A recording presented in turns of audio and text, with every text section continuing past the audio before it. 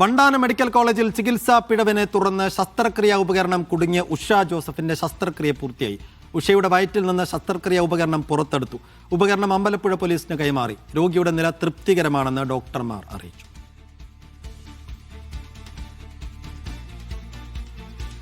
ഗോപിക അരവിന്ദ് വിശദാംശങ്ങൾ നൽകും. ഗോപിക, വലിയ ആശ്വാസം. ഉഷയുടെ ശസ്ത്രക്രിയ കഴിഞ്ഞിരിക്കുന്നു. മുമ്പൊരു ശസ്ത്രക്രിയ നടത്തിയതിൻ്റെ പ്രയാസമാണ് അവരനുഭവിച്ചത്. അത്രയും ഇപ്പോൾ പുതിയൊരു ശസ്ത്രക്രിയയിലൂടെ നേരത്തെ മറന്നുവെച്ച ശസ്ത്രക്രിയ ഉപകരണം പുറത്തെടുത്തിരിക്കുന്നു. ആ ശസ്ത്രക്രിയ വിജയമായി എന്നുള്ളത് വലിയ ആശ്വാസകരം. ഇനി എത്ര ദിവസം കൂടി ആശുപത്രിയിൽ ഉഷ കഴിയേണ്ടി വരും? ശസ്ത്രക്രിയയെക്കുറിച്ച് ഡോക്ടർമാരെന്തൊക്കെയാണ് പറയുന്നത്? അതെ, തീർച്ചയായും സേഫു, വളരെ ആശ്വാസകരമായ ഒരു വാർത്തയാണ് പുറത്തു വന്നത്. അതായത് ഈ ഉഷ ജോസഫിന്റെ ശസ്ത്രക്രിയ വിജയകരമായി പൂർത്തീകരിച്ചിരിക്കുന്നു എന്നുള്ള വാർത്തയാണ് ആശുപത്രിയിൽ നിന്നും ഔദ്യോഗിക വിവരമാണ് പുറത്തു വന്നിട്ടുള്ളത്. ഇത് കൂടാതെ തന്നെ ഈ പുറത്തെടുത്തിട്ടുള്ള ഈ ഉപകരണം അമ്പലപ്പുഴ പോലീസിന് കൈമാറിയിട്ടുമുണ്ട്. ഇത് ശേഖരിച്ച ശേഷം അമ്പലപ്പുഴ ഡിവൈഎസ്പി സംഘവും ഇവിടുന്ന് മടങ്ങി. എന്തായാലും ഇതിന്റെ തുടർ അന്വേഷണം നടന്നുകൊണ്ടിരിക്കുന്ന സാഹചര്യം തന്നെയാണ്. ഇത് കൂടാതെ തന്നെ ഇപ്പോൾ ശസ്ത്രക്രിയയ്ക്ക് ശേഷം ഉഷയുടെ ആരോഗ്യം നല്ല തൃപ്തികരമാണെന്നുള്ള ഒരു വാർത്ത കൂടിയാണ് ആശുപത്രിയുടെ ഭാഗത്തു നിന്നും ഉണ്ടാകുന്നത്. ഇതിനെ സംബന്ധിച്ച കൂടുതൽ വിവരങ്ങളൊന്നും തന്നെ ഇപ്പോൾ നിലവിൽ കുടുംബത്തിന്റെ ഭാഗത്തുനിന്നോ അല്ലെങ്കിൽ ആശുപത്രി ഡോക്ടർമാരുടെ ഭാഗത്തു നിന്നോ പുറത്തു വന്നിട്ടില്ല. ഈ നിലവിലെ മെഡിക്കൽ ബുള്ളറ്റിൻ അനുസരിച്ചാണ് വിജയകരമായി ഈ ശസ്ത്രക്രിയ പൂർത്തീകരിച്ചു എന്നുള്ളൊരു വാർത്തയാണ് വന്നിട്ടുള്ളത്. എന്തായാലും ഈ വയറ്റിനുള്ളിൽ കുടുങ്ങിയിട്ടുണ്ടായിരുന്ന ആർട്ടറി ഫോർസെപ്സ് എന്ന് പറയുന്ന ഈ ശസ്ത്രക്രിയ ഉപകരണം പുറത്തെടുത്തിരിക്കുന്നു.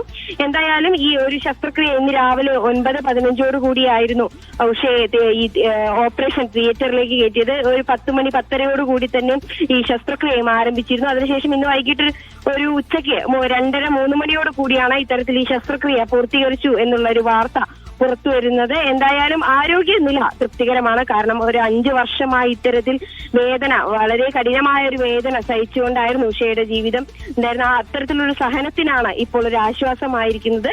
എന്നാൽ അവർ അനുഭവിച്ച ആ ഒരു ദുരന്തത്തിന് എന്തായാലും നിയമ നടപടിയുമായി മുന്നോട്ട് പോകുവാൻ തന്നെയാണ് കുടുംബത്തിന്റെ തീരുമാനം. എന്തായാലും ഇത് സംബന്ധിച്ച കൂടുതൽ പ്രതികരണങ്ങളൊന്നും ഇന്ന് ഇപ്പോൾ നിലവിൽ കുടുംബത്തിന്റെ ഭാഗത്തു നിന്നും ഉണ്ടായിട്ടില്ല.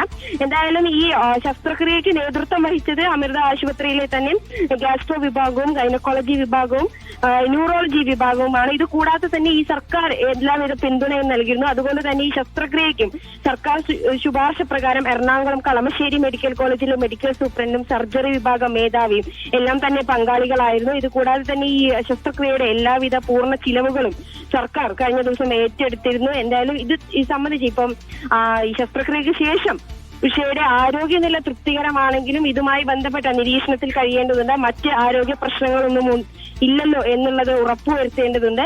എന്തായാലും അതിൽ എല്ലാം ടെസ്റ്റുകളും കഴിഞ്ഞതിന് ശേഷമായിരിക്കും ഉഷ ആശുപത്രി വിടുക എന്നാണ് നമുക്ക് അറിയാൻ സാധിക്കുന്നത്. സേഫു, എന്തായാലും ആ കത്രിക വയറ്റിൽ നിന്ന് പുറത്തെടുത്തിരിക്കുന്നു. ആ കത്രിക ഇപ്പോൾ പോലീസിന് കൈമാറിയിരിക്കുന്നു. എന്തായാലും ഇതിനകത്തൊരു കേസ് നിലവിൽ നൽകിയിട്ടുണ്ട്. ഈ ഉഷ ജോസഫിന്റെ ഒരു ബന്ധു നൽകിയ കേസിൽ പോലീസ് അന്വേഷണം തുടങ്ങിയിട്ടുണ്ട്. അതുകൊണ്ട് ഈ കത്രിക, ഗോപിക, ഈ നിലവിലൊരു കേസ് രജിസ്റ്റർ ചെയ്യപ്പെട്ടിട്ടുണ്ട്. ഈ ഉഷ ജോസഫിന്റെ ബന്ധുവാണത് നൽകിയത്. അതുകൊണ്ട് ഈ കത്രിക ഒരു തൊണ്ടി മുതൽ കൂടിയാണ്. ഇത് പോലീസിന് കൈമാറിയിട്ടുണ്ട്. അപ്പോൾ സ്വാഭാവികമായും ഇനി പോലീസ് അന്വേഷണത്തിൽ ഈ ഉഷ ജോസഫിന്റെ അടക്കം മൊഴിയെടുക്കേണ്ടതായിട്ട് വരും.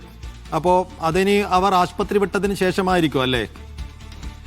തീർച്ചയായും ഇപ്പോൾ നിലവിൽ ഈ ശസ്ത്രക്രിയ കഴിഞ്ഞ ഉടൻ തന്നെ ഇത്തരത്തിലൊരു തൊണ്ടി മുതലായിട്ടുള്ള ഈ ശസ്ത്രക്രിയ ഉപകരണം പോലീസിന് കൈമാറിയിട്ടുണ്ട്. അത് അമ്പലപ്പുഴ ഡിവൈഎസ്പിയും സംഘവും എത്തിയ ശേഷമാണ് ആശുപത്രി അധികൃതർ ഈ ഉപകരണം പോലീസിന് കൈമാറിയത്. എന്തായാലും ഇതിലൊരു വിശദമായ അന്വേഷണം ആവശ്യമാണ്. കാരണം ഒരു 5 വർഷം മുൻപാണ് ഇത്തരത്തിലൊരു സംഭവം നടക്കുന്നത്. ഇതുമായി ബന്ധപ്പെട്ട് ഇപ്പോൾ നിലവിൽ ഔദ്യോഗിക നടപടികളെല്ലാം തന്നെ ഈ ഡോക്ടർമാർക്കെതിരെ സ്വീകരിച്ചിട്ടുണ്ടെങ്കിൽ പോലും ഇതൊരു ക്രൈം കൂടിയാണ്.